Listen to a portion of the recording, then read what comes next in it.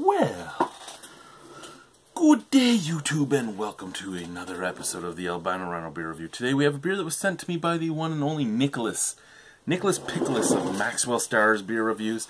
So thank you very much, Nick. This is one of the many Belgian beers that showed up at his New Brunswick liquor a few months back. And I do appreciate you picking up a bottle for me. I do have some stuff to send out your way, and I'll get to that at some point. Christmas killed me, but I'll get to it. The beers are sitting over there. Now, I know nothing about this. I mean, this is the first time I've had, other than, it says, I know 1134, so since 1134, which puts it close to the time of Weihenstephaner, doesn't it? No, Weihenstephaner was 1,000 years, so they would have been something like 10. But yeah, it's still close to the same time. On the back here it says, "In met het moment." It's a Belgian beer is what it says. It's from Belgium. Averbode. I don't know if that's the brewery or the beer name, but Averbode. I'm trying to figure that out back here. Made with, brewed with water, barley malts, oats, spelt, hops, and what the fuck is spelt? How you spelt a word? The ingredients are in 1, 2, 3, 4, 5, 6, 7, 8 different languages. Wow. Wow. This is interesting. Okay, Averbode is I think the brewery, because Averbode down here is the website. It's an Abbey beer. 7.5% alcohol. I don't know. Let's pop her open and try her. It's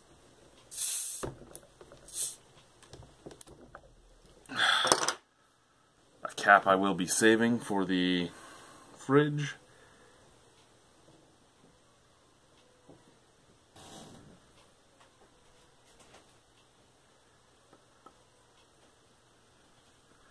Wow.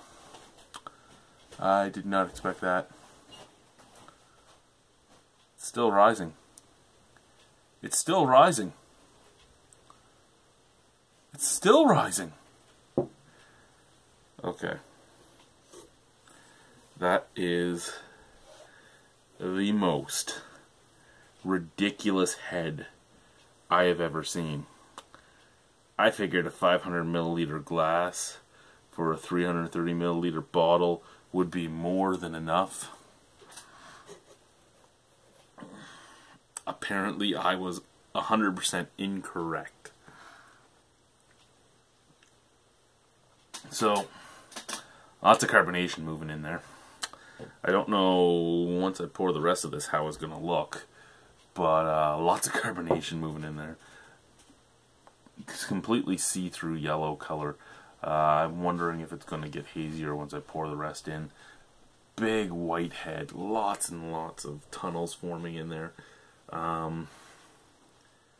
Yeah. That head has so many tunnels forming, it ain't even funny.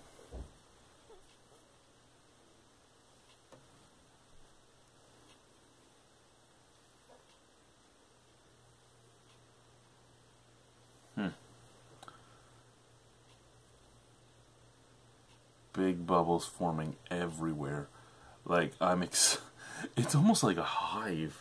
It's almost making like hive holes. I'm expecting to see, like, I'm expecting to turn it and see a giant spider or something looking at me from one of them. It's just so weird. The amount of head is exorbitant, and the fact that it's actually fading at a fairly steady rate is amazing too. The snap, crackle, pop is something to behold as well. Now, I don't even know if... Yeah, see, as soon as the liquid touches it, it just fizzes into head. I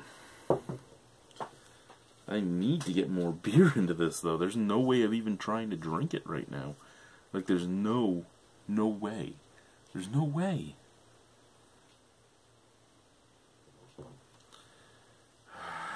Averbode, you have made me unhappy. Averbode. Since 1134. Testing the will of an alcoholic since 1134. Does he need alcohol enough that he will drink me?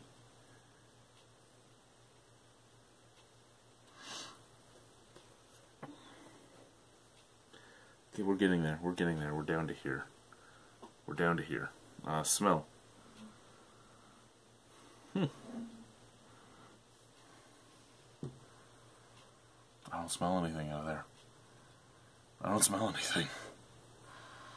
Why can't I smell my beer? Oh, it must be because it's a straight glass. Why can't I smell my beer? Okay. Just kind of...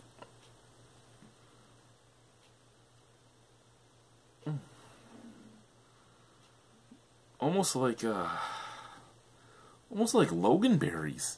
It's weird. A little bit of sweetness, a little bit of tartness, but like berry sweetness and berry tartness. You get a little. It's like I'm picking up a little bit of alcohol on the nose, but I'm getting again like a berry sweetness.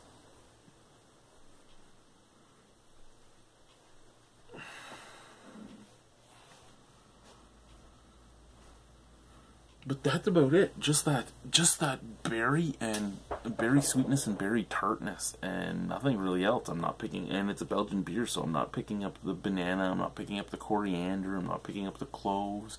I'm not picking up, say the Belgian candy sugar. I'm not picking up anything that is normal in a Belgian beer. And as I'm pouring, it is getting harder and harder to see through. So it is an unfiltered beer. It's not as clear golden as it was before, and there's also not nearly as much carbonation moving.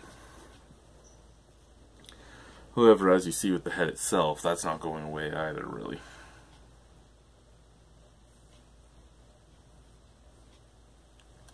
I mean, there's nothing I can do. I'm so close yet so far on this.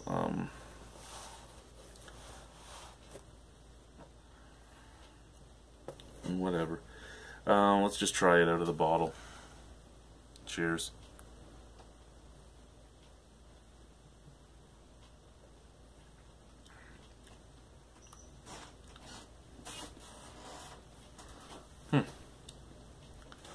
Okay. So out of the bottle, it leaves a lot to be desired. I haven't tried it out of the glass yet. We'll get to that in just a moment. But out of the bottle, it leaves a lot to be desired.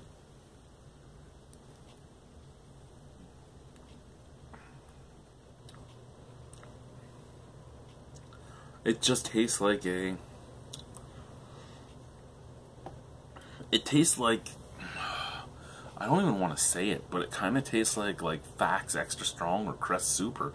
It just has that kind of super sweet, slightly alcoholic taste at the forefront. And then you get into it actually being a beer, and you pick up like a little bit of earthiness and a little bit of cloves after you get hit with the very sweet alcoholiness.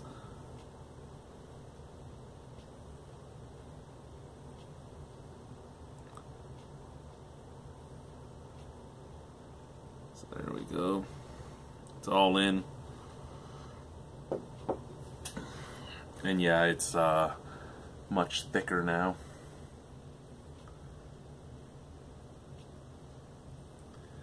So we'll see if drinking it out of a glass is any better. I'm going to pause the camera for a second. And I'm going to give this a minute or two to go down, because we're already at 9 minutes and we haven't gotten into anything. Alrighty, so we're back. We're back from our pause. We waited about 5 minutes, and we're at this point now. So we'll drink it now, and you guys get to be as close to me as you are right now, because I just don't care to push you away and start it again. So cheers, let's get back into this. As I said, out of the bottle, it just kind of left a lot to be desired. It reminded me a lot of a an English pale ale mixed with like a Fax extra strong or a Crest super. But out of the glass,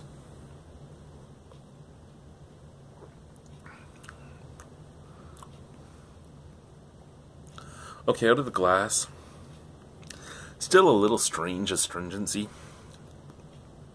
Especially when you figure that the Belgians make so many really high ABV beers, and they make a lot of them so well that you don't expect, at least I don't expect, that much of a hit in the face. But out of the bottle, it's almost like there's cloves, and again that dirty earthiness to it.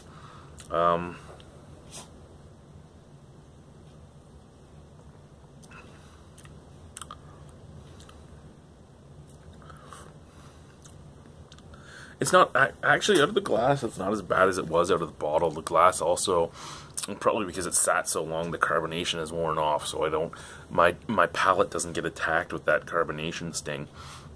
So this way, it's actually enjoyable. Out of 10 on it, like if I was to rate it out of 10 out of the bottle, or yeah, just out of the bottle when I was pouring it and drinking it, I probably would have given it a 4 out of 10 out of the bottle. Now I'd probably give it a 6 out of 10. It's drinkable. I mean, it has some cloviness to it. It has that clovey dryness. It has a little bit of that earthy bitterness. Forefront is still kind of reminding me of a high gravity lager. A little bit. It's just kind of sweet and cloying. But all in all, it's not a bad beer. It's just not really for me.